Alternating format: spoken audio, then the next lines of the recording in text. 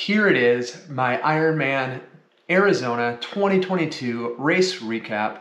And I will start with the week leading in.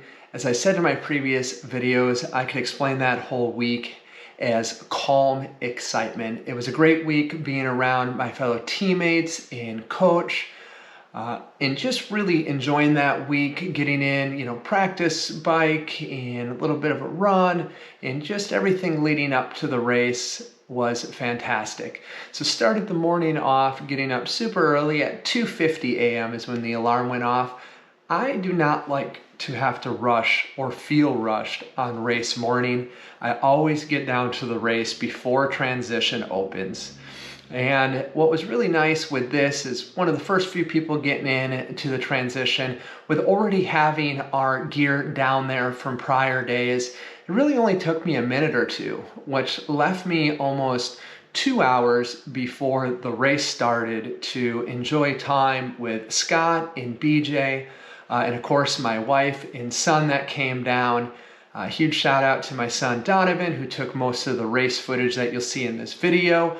And just enjoy the morning and really think about the day coming up and what I was going to do. We decided to line up at the front of the swim. I believe I was one of the first 5 or 6 lines into the water, of course after the pro men and women had gone off.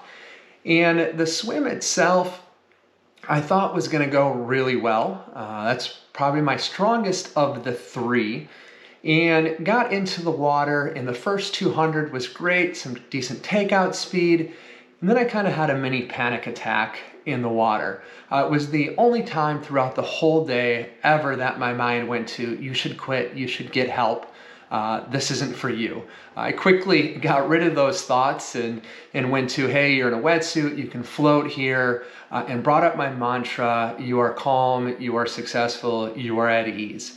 And I just figured for as long as I had to stay there, I could stay there and just float until I was ready to go again. It was probably maybe only a minute or so, and I was able to take off again.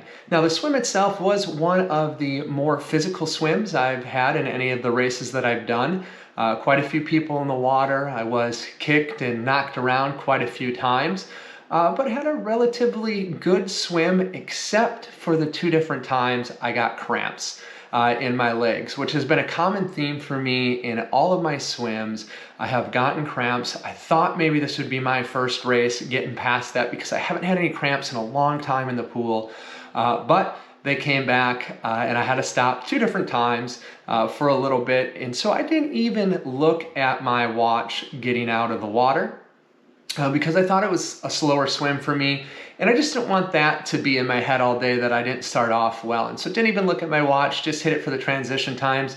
And come to find out, I swam 68 minutes, which is pretty good. I figured I'd be somewhere between just breaking the 60-minute mark if I had a phenomenal swim to about 1:10 if I had a really bad swim. So came out again at 68 minutes, came into the long run to transition, and had some stomach issues right away. So my transition 1 time was about 20 minutes and had to use the restroom. Of course, had to get changed into my cycling kit and my triathlon kit for the rest of the day because I wanted to be dry and not be wet going out on the bike. So it was rather cool to start in the morning.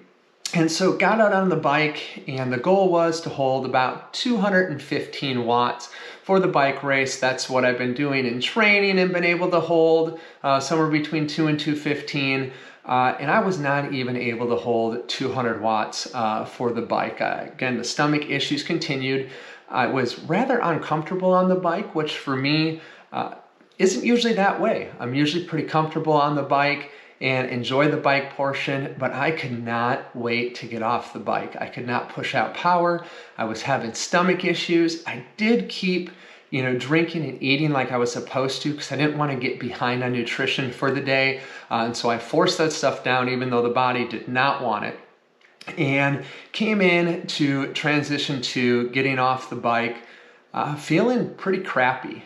I saw my coach just outside of transition there, and he kind of was asking me how it was going. I said, I had some stomach issues, but I'm going to get out on the run and see how that goes.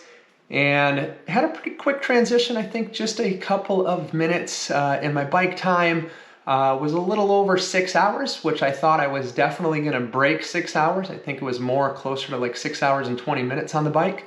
And so again, a really slow bike, but getting out onto the run, I immediately felt good, which is weird because usually the run is the one spot that I don't feel that well, and it's my worst of the three usually. And so getting out there on the run, feeling good right away. Coach and I had worked on in training, doing a nice easy run and then walking the aid stations, and I started out that way. And once I got through the first aid station and I realized, you know what, I'm gonna be an Ironman today. I just felt the rest of the day was gonna go well. I had a great attitude while I was out there, smiling, saying hi to people that came to cheer me on, talking to my coach every time I ran by him, and just thoroughly enjoyed the run. But I did slow down quite a bit. I started going to 9-minute run, 1-minute walk, and also walking the aid stations. And further on through the day, I got down to where I was doing a 4-minute run with a 1-minute walk and walking the aid stations. Sometimes when I was feeling really good, I would run a little bit more, a couple of intervals before I would walk, but just knew I was hours away from making the cutoff. There was no danger in that. And I just wanted to get my first Ironman under my belt and thoroughly enjoy it, which I did. I feel I definitely could have pushed harder, could have finished faster, but I believe my race came in exactly where I wanted.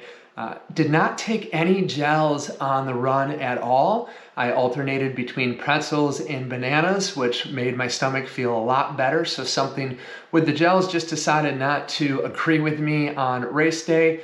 So going back to the drawing board on that. However, got up to about mile 24, and that's when the body was like, you've had a long day, you need to stop, and kind of hit a little wall there. Being so close to the end, I did walk probably from mile 24 to 25, and then kind of jogged it in from there.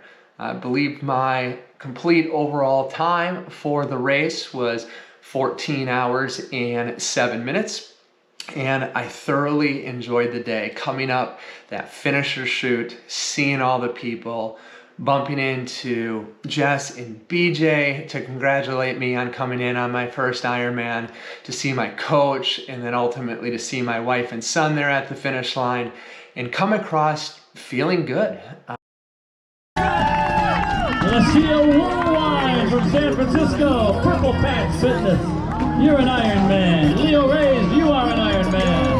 Emerson Captain, you are an Ironman. Great job, Kyle Powers. Kyle, you are an Ironman. I want to say thank you to all the volunteers out there, my finish line catcher that when I came across the finish line, caught me, asked me how I was doing, said I was doing great. They took my timing chip off.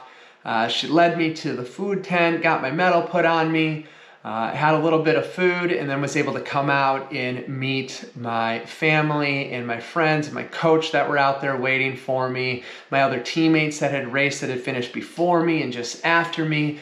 And it was just a really good celebration because everyone thoroughly enjoyed their race day. The worst part about the day was going back to transition to pick up my bike and my gear and try to get that back in the vehicle to come home for the night. So definitely we'll be racing more. And again, the next big goal is Ultraman Arizona, spring of 2024. That's what all my training is going to be leading up to from here on out. And I hope you all come along for the journey. Thank you so much for watching the video.